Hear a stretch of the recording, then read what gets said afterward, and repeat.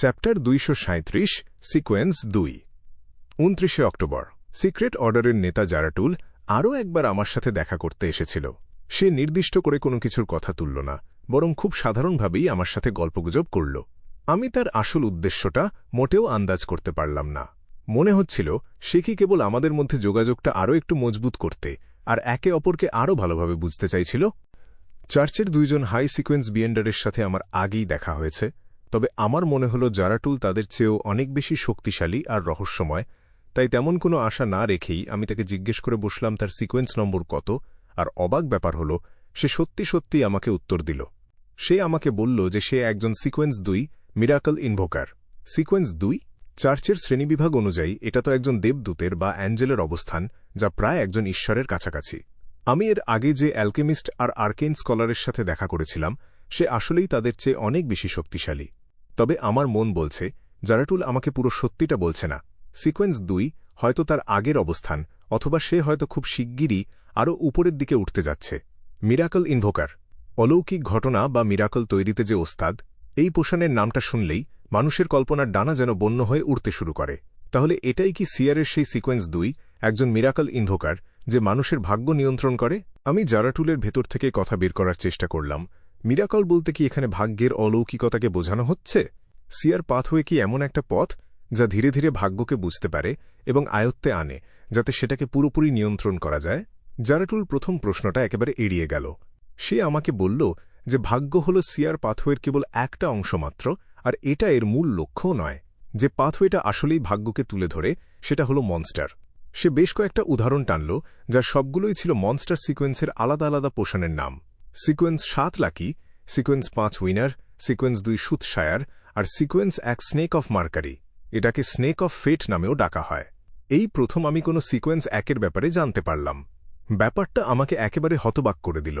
আমি যতটুকু জানি সেই অনুযায়ী মনস্টার পাথওয়েটা লাইফ স্কুল অফ থটের নিয়ন্ত্রণে থাকার কথা। এই স্কুলটার কাছে হয়তো অ্যাপোথেকারি সিকোয়েন্স পাথওয়েরও কিছু অংশ আছে। তারা মূলত 3টে বড় বিভাজনের কথা বলে: নিখুঁত যুক্তির জগৎ, আত্মার জগৎ আর বস্তুগত জগৎ। হ্যাঁ, ব্যাপারটা বেশ দারুণ। জারাটুল আমাকে জানালো যে লাইফ স্কুল অফ থট গ্রহ নক্ষত্রের বিদ্যা বা অ্যাস্ট্রোম্যান্সিতে বেশ পারদর্শী। তারা ওষুধ, গানবাজনা, আলো, মদ আর সুগন্ধি ব্যবহার করে এমন সব পথ দূর করতে চায় যেগুলোতে খারাপ নক্ষত্রের প্রভাব আর দুর্ভাগ্য লুকিয়ে আছে। তারা বিশ্বাস করে যে মানুষ আর প্রকৃতির মধ্যকার ভারসাম্য নষ্ট হলেই সব দুর্যোগ আর রোগের সৃষ্টি হয়, ঠিক যেমনটা ঘটে মানুষের নিজের সাথে নিজের মনের ভারসাম্য নষ্ট হলে। সে বেশ অর্থপূর্ণ একটা সুর করে যোগ করল যে লাইফ স্কুল অফ থট চাঁদের উপাসনা করে। চাঁদের উপাসনা কেন, আর একটু এগিয়ে এভারনাইট গডেসের উপাসনা কেন নয়? এই ডায়েরিটা 2টো পাতা জুড়ে ছিল এবং পরিষ্কার বোঝাই যাচ্ছিল যে মূল ডায়েরির 2 পিঠ থেকেই এটা নকল করা হয়েছে। এখানে তো অনেকগুলো তথ্য রয়েছে। ক্লাইন একদম নীরব থেকে মন থেকে একটা দীর্ঘশ্বাস ফেলল। এই প্রথম সেও কোনো সিকোয়েন্স 1 পোষণের নাম জানতে পারছিল। স্নেক অফ মার্কারি আর স্নেক অফ ফেট নাম দুটো শুনলেই যে কারও মনের ভেতর একটা গভীর আকাঙ্ক্ষা জেগে ওঠে। একইভাবে এই প্রথম আমিও কোনো সিকোয়েন্স 2-এর ব্যাপারে জানতে পারলাম। সিয়ারের সাথে যুক্ত সিকোয়েন্স 2টা যে আসলে কি, সেটা এখন আমি জানি। মিরাকল ইনভোকার নামটা শুনতে বেশ ভালোই লাগছে। এর ভেতরে একটা গভীর অর্থ লুকিয়ে আছে, আর শুনতে মোটেও ফেলনা কিছু মনে হচ্ছে না। তবে হ্যাঁ, সুথশায়ারের সাথে তুলনা করলে এটাকে একটু দুর্বলই মনে হয়। ভাগ্য হল সিয়ার পাথওয়ের একটা অংশ মাত্র, আর এটা এর মূল লক্ষ্যও নয়। এই কথাটা আমাকে মনে রাখতে হবে। আমাকে সবসময় নিজের দিকে খেয়াল রাখতে হবে, যাতে আমি কোনোভাবেই ভাগ্যের দিকে ঝুঁকে না পড়ি। এমনটা হলে হয়তো আমার অ্যাক্টিং বা অভিনয় ব্যর্থ হয়ে যেতে পারে। জারাটুলের কথাগুলোর ভেতরে তো কোনো অসঙ্গতি চোখে পড়ছে না। মনস্টার পাথওয়েটাই হল ভাগ্যের আসল পথ। তার মানে সুথশায়ার হল একটা সিকোয়েন্স 2।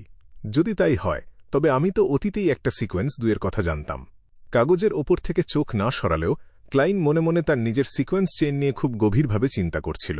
সিয়ার আর ক্লাউন নামের 2টো পোষণ হজম করার অভিজ্ঞতার কারণে এবং ভাগ্যকে উঁকি দিয়ে দেখার ও সেটার প্রতি শ্রদ্ধা রাখার ক্ষমতা থাকার কারণে সে ভাগ্যের ব্যাপারে আগেভাগেই কিছুটা ধারণা করতে পারত। তারপরও ভাগ্যের গতি প্রকৃতির সামনে সে নিজেকে একদমই অসহায় বলে মনে করত। সে ধীরে ধীরে নিজের বিয়ন্ডার পাথওয়ের মূল নির্যাসটাকে ভাগ্যের সমতুল্য বলে ভাবতে শুরু করেছিল।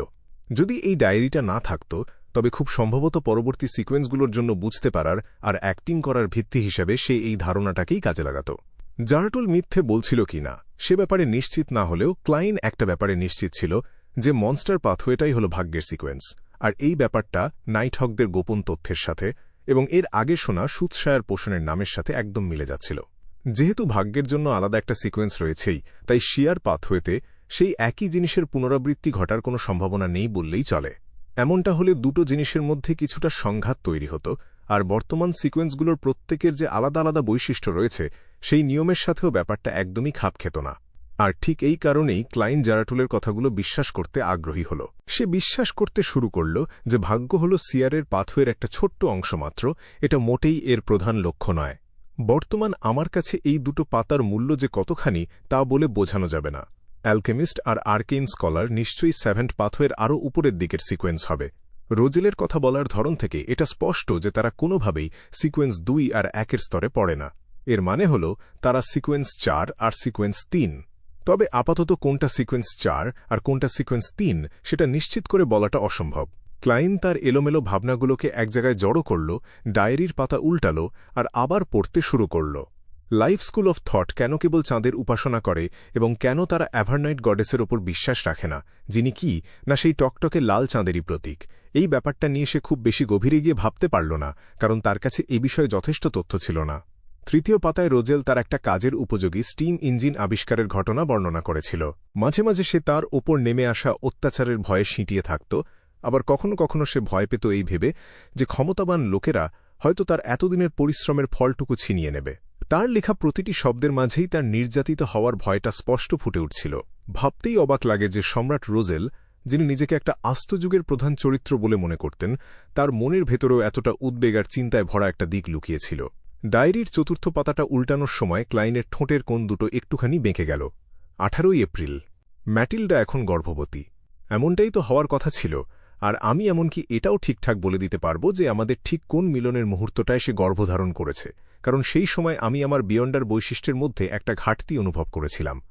একবার গর্ভধারণ সফল হলে আমার নিজের বিয়ন্ডার বৈশিষ্ট্যগুলো একটা রহস্যময় যোগাযোগ তৈরি করে তার কিছুটা অংশ আমার অনাগত সন্তানের শরীরে পাঠিয়ে দেবে। এরপর আমি প্রচণ্ড দুশ্চিন্তা নিয়ে আর্চবিশপ ফ্যান এসটিকে ব্যাপারটা জিজ্ঞেস করলাম। তিনি আমাকে জানালেন যে এটা খুব স্বাভাবিক একটা ঘটনা। সিকোয়েন্স 7 এবং তার নিচের স্তরগুলোর জন্য বিয়ন্ডার বৈশিষ্ট্যগুলো কোনোভাবেই পরবর্তী প্রজন্মের কাছে যায় না, তবে এটাও একেবারে ধ্রুব সত্য নয়। সিকোয়েন্স 6 আর 5 প্রাকৃতিকভাবেই তাদের শক্তির কিছুটা অংশ সন্তানের মাঝে ছড়িয়ে দেয়, তবে এতে বাবা মায়ের শক্তির ওপর কোনো প্রভাব পড়ে না। আর সন্তানের কথা বলতে গেলে তারা জন্মের পর থেকেই বেশ কিছু বিয়ন্ডার ক্ষমতার অধিকারী হয়, যা প্রায় সিকোয়েন্স 9 এর কাছাকাছি। কিন্তু এর ফলস্বরূপ তাদের পাথওয়ে বা রাস্তাটা মূলত একেবারে নির্দিষ্ট হয়ে যায়। তবে উঁচু সিকোয়েন্সগুলোর ক্ষেত্রে বিয়ন্ডার বৈশিষ্ট্যগুলোর এই উত্তরাধিকার ব্যাপারটা পুরোপুরি নিয়ন্ত্রণ করা যায়। কেউ চাইলে এই ক্ষমতা সন্তানের মাঝে দিতেও পারে, আবার নাও দিতে পারে, অথবা কেউ চাইলে এর সামান্য একটু অংশ কিংবা 1/3 অর্ধেক অথবা পুরোটাই দিয়ে দিতে পারে। অন্য কথায় বলতে গেলে হাই সিকোয়েন্স বিয়ন্ডারদের ঘরে জন্মানো সন্তানরা হয়তো জন্ম থেকেই বিয়ন্ডার হিসেবে পৃথিবীতে আসতে পারে, আর সিকোয়েন্স নম্বর কত হবে সেটা বাবা বা মায়ের যে কোনো একজন ঠিক করে দিতে পারে। আমার খুব জানতে ইচ্ছে করে ঈশ্বরদের বংশধররাও কি ঠিক এমনটাই হয়? ডায়েরিটা পড়া শেষ হওয়ার পর ক্লাইনের মাথায় কেবল দুটো বাক্যাংশ ঘুরপাক খাচ্ছিল: law of Beyonder characteristics indestructibility আর law of Beyonder characteristics conservation. এই নিয়মটাই কি বিয়ন্ডার প্রাণীদের টিকে থাকার মূল ভিত্তি? এতে অবাক হওয়ার কিছু নেই যে কিছু জাদুকরী প্রাণী কেবল মারা যাওয়ার ঠিক আগেই বংশবৃদ্ধি করে। সন্তান জন্ম দেওয়ার পর তাদের মধ্যে যে অতিরিক্ত হত্যা আর রক্তের তৃষ্ণা জেগে ওঠে সেটাও অবাক করার মতো কিছু নয়। তখন তাদের লক্ষ্য হয় তাদের নিজেদের প্রজাতির অন্য কেউ, অথবা এমনকি তাদের নিজেদের সঙ্গীও। এটা করা হয় তাদের হারিয়ে যাওয়া বিয়ন্ডার বৈশিষ্ট্যগুলোকে পুনরায় পূরণ করার জন্য। এই যুক্তি অনুযায়ী আমরা যদি একদম গোড়ার দিকে ফিরে যাই, তবে সবচেয়ে প্রথম বিয়ন্ডার বৈশিষ্ট্যগুলো ঠিক কোথা থেকে এসেছিল? সেগুলো কি একদম শূন্য থেকেই তৈরি হয়েছিল, নাকি সেই সৃষ্টিকর্তা এগুলো তৈরি করেছিলেন, যিনি এই পুরো জগতের সবকিছুর স্রষ্টা? যেহেতু মিস জাস্টিস ইতোমধ্যেই একজন টেলিপ্যাথিস্ট হিসেবে নিজেকে উন্নত করে নিয়েছে, তাই ক্লাইন মাথা নাড়ার প্রবল ইচ্ছেটাকে কোনোমতে আটকে রাখল আর ডায়েরির পাতাগুলো উল্টাতে থাকল। পঞ্চম পাতায় রোজেল তার একটা সমালোচনার কথা লিখেছিল, কিভাবে কেউ তার পপ মিউজিক উপভোগ করতে পারত না এবং সবাই ভাবত যে সে কেবল শব্দদূষণ করছে। আর ঠিক একই সাথে সে এই ভেবেও বিস্মিত হয়েছিল যে কিভাবে ভিন্ন ভিন্ন জগতের ভিন্ন ভিন্ন মানুষের কাছে সতেজ আর নতুন গল্পের একটা সাধারণ চাহিদা থাকে, আর কিভাবে the count of Monte Christo থেকে চুরি করে লেখা উপন্যাসগুলোর আকাশছোঁয়া জনপ্রিয়তার কারণে তার নিজের হাতে গড়া সংবাদপত্রটা এত ফুলে ফেঁপে উঠেছিল। সম্রাট, এমন কোনো কাজ কি বাকি আছে যা আপনি জীবনে করেননি? একটা মুচকি হাসি দিয়ে ক্লাইন ষষ্ঠ এবং একদম শেষ পাতাটা উল্টাল। 10ই নভেম্বর আমি হোয়াইট মেপল প্যালেসে অতি গোপনে মহান জলদস্যু স্যাভিনি সলোমনকে স্বাগত জানালাম। আমার আশা, সে নতুন সমুদ্রপথে আমার সব শত্রুদের লুটপাট করবে এবং ফেসাক, লোয়েন আর ফেইন পটারের জাহাজগুলোতে আক্রমণ চালাবে। আর আমি তাকে কথা দিয়েছি যে আমি তাকে একজন হাই সিকোয়েন্স বিয়ন্ডার হতে সাহায্য করব। ব্ল্যাক এম্পেররের বিয়ন্ডার পাথওয়েটার নামগুলো ডেমন্স পাথওয়ের মতোই খুব অদ্ভুত ধরনের করাপশন, কনফিউশন, দ্য ফ্যালেন, ডিসঅর্ডার। তবে ব্ল্যাক এম্পেররের সাথে মানানসই করার জন্য তারা এদের সাথে নিজস্ব কিছু পদবি জুড়ে দিয়েছে, যেমন baron of corruption, mentor of disorder, earl of the fallen আর প্রিন্স অফ অ্যাবলিশন। স্যাভিনি যেন তার নিজের নামের সম্মানটুকু ধরে রাখতে পারে, তাই আমি তাকে গোপনে আর্ল অফ দ্য কোর্ট উপাধি দেওয়ার সিদ্ধান্ত নিয়েছি। স্যাভিনির নেস্ট সলোমন নামে একটা সন্তান আছে, আর আমার মন বলছে যে ভবিষ্যতের 5 সমুদ্রের ওপর তারই রাজত্ব চলবে। নেস্ট সলোমন, 5 সমুদ্রের রাজা। নেস্ট, সেই নেস্ট যে নিজেকে সলোমন সাম্রাজ্যের বংশধর বলে দাবি করে। ভাবতেই অবাক লাগে যে তার জন্ম হয়েছিল সেই রোজেলের আমলে। ক্লাইন একদম হতবাক হয়ে গেল। যেহেতু রোজেল নতুন সমুদ্রপথ কথাটা উল্লেখ করেছিল, তাই ক্লাইন খুব সহজেই এর কাছাকাছি একটা সাল আন্দাজ করে নিল। 1194 সালে সেই নতুন সমুদ্রপথ আবিষ্কার করা হয়েছিল আর সাউদার্ন কন্টিনেন্টের খোঁজ মিলেছিল, আর রোজেলকে গোপনে হত্যা করা হয়েছিল 1198 সালে। এই ডায়েরিটা নিশ্চিতভাবেই এই দুটো সালের মাঝামাঝি কোনো এক সময় লেখা হয়েছে। এর মানে দাঁড়ায় ঘটনাটা আজ থেকে প্রায় 151 থেকে 155 বছর আগের। যদি এই কিং অফ দ্য ফাইভ সিজ ন্যাস্টই সেই ন্যাস্ট সলোমন হয় যার কথা রোজেল লিখেছে, তবে তার বয়স এখন প্রায় 160 বছর।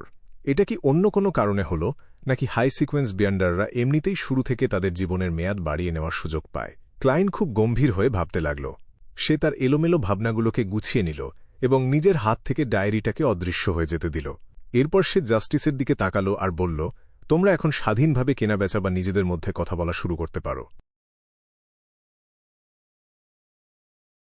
মিস্টার ফুল, আজ আমাদের সাধারণ জ্ঞানের মতো কোনো কিছুই শোনালেন না। অড্রে কিছুটা হতাশ হল। সে সানের দিকে তার দৃষ্টি ঘোরাল এবং বলল, আমি কি তোমার কাছ থেকে ড্রাগনের ব্যাপারে কোনো তথ্য বিনিময় করতে পারি? তার পরিষ্কার মনে আছে যে মিস্টার সান স্পেক্টেটার পাথওয়েটাকে দ্য ড্রাগন পাথওয়ে বলে ডেকেছিল, আর সে এটাও বলেছিল যে এর উৎপত্তি হয়েছে ড্রাগন প্রজাতি থেকেই। নিশ্চয়ই। আমার বার্ডের জন্য সিকোয়েন্স 8 পোর্শনের ফর্মুলাটা চাই। দ্য সান ডেরিক, যে এতক্ষণ ধরে একদম চুপচাপ ছিল, কিছুটা ইতস্তত করে উত্তর দিল। সে চেয়েছিল এই সুযোগটা কাজে লাগিয়ে জাস্টিস আর দ্য হ্যাংডম্যান যে পৃথিবীতে বাস করছে সেখানের ব্যাপারে কিছু তথ্য জেনে নিতে, যাতে তাকে সবসময় তাদের কথাবার্তা শুনে বোকার মতো অবাক হতে না হয়। তারপরও নিজের পোষণ হজম করার প্রক্রিয়াটা একেবারে শেষের দিকে চলে এসেছে দেখে সে নিজের সামনের দিকে এগিয়ে যাওয়ার ব্যাপারটাকেই সবচেয়ে বেশি গুরুত্ব দিল।